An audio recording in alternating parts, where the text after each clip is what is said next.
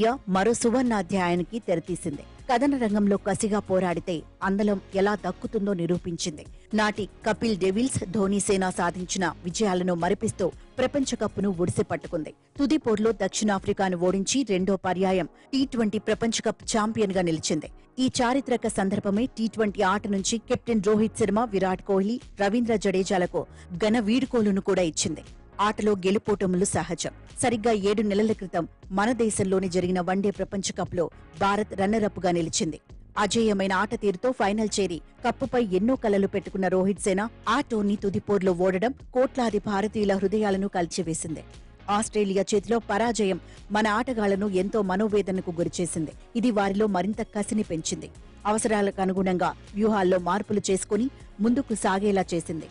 గోడకు కొట్టిన బంతిలా ఎగిసి ఆ తర్వాత 7 నెలల్లోనే జరిగిన ఈ పొట్టి కప్పు విశ్వసమరంలో జట్టు అద్భుత ప్రదర్శన కనబరిచింది. తమకు ఎదురే లేదనుకున్న ఆస్ట్రేలియన్లను, డిఫెండింగ్ ఛాంపియన్ ఇంగ్లండ్ను చిత్తు చేసింది. ఓటమన్నదే లేకుండా వరుస విజయాలతో ఫైనల్కు దూసుకొచ్చినా ఏమరుపాటుకు అవకాశమివ్వలేదు. కలిసికట్టుగా కదం తొక్కి రెండో టైటిల్తో క్రికెట్లో నవచరిత్రను ఆవిష్కృతం చేసింది. సమర్థమైన నాయకుడిగా ముందుండి నడిపించిన రోహిత్ శర్మ జట్టు విజయంలో ఆటగాడిగాను కీలక పాత్ర పోషించాడు. కొన్ని మ్యాచుల్లో భారీ స్థాయిలో పరుగులు రాబట్టి గెలుపు బాట వేశాడు. ఈ విజయంతో భారత్కు ఐసీసీ ట్రోఫీలు అందించిన దిగ్గజాలు కపిల్ దేవ్, ఎంఎస్ ధోనీ సరసన నిలిచిన రోహిత్ తన 17 ఏళ్ల టీ20 కెరియర్ను అద్వితీయంగా ముగించాడు. ప్రపంచ క్రికెట్లో కింగ్ గా నీరాజనాలందుకుంటున్న విరాట్ కోహ్లీ ఈ టోర్నీలో వరుస మ్యాచుల్లో విఫలమైన ఆఖరి ఆటలో అత్యుత్తమంగా రాణించాడు.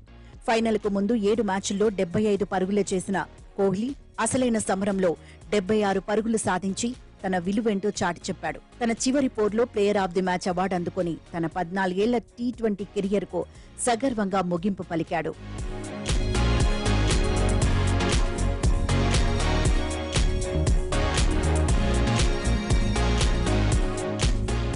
ఘోర రోడ్డు ప్రమాదానికి గురై ప్రాణాలతో బయటపడిన రిషబ్ పంత్ ఈ టోర్నమెంట్తో అంతర్జాతీయ క్రికెట్లో తన పునరాగమనాన్ని ఘనంగా చాటుకున్నాడు.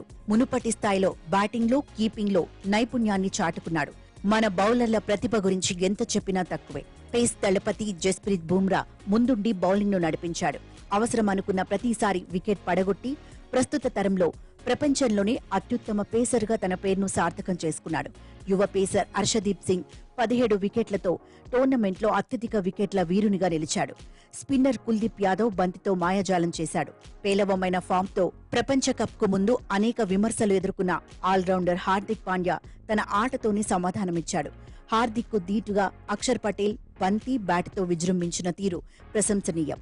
ఇలా ప్రతి ఆటగాడు బాధ్యతాయుతంగా ఆడి జట్టును విశ్వ విజేతగా నిలిపారు.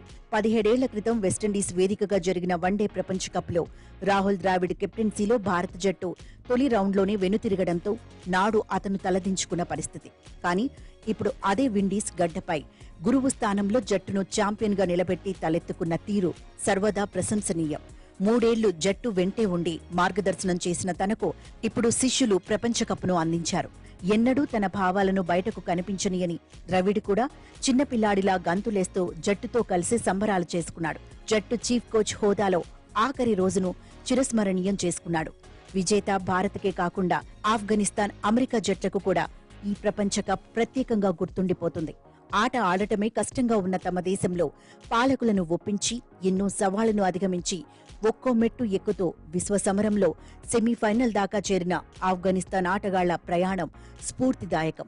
ఆతిథ్య జట్టు హోదాలో టోర్నీలో అడుగుపెట్టిన అమెరికా అంచనాలకు మించిన ఆట తీరుతో సూపర్ 8 దశకు చేరి పిట్ట కొంచెం కూతగనమన్న సామెతను గుర్తు చేసింది.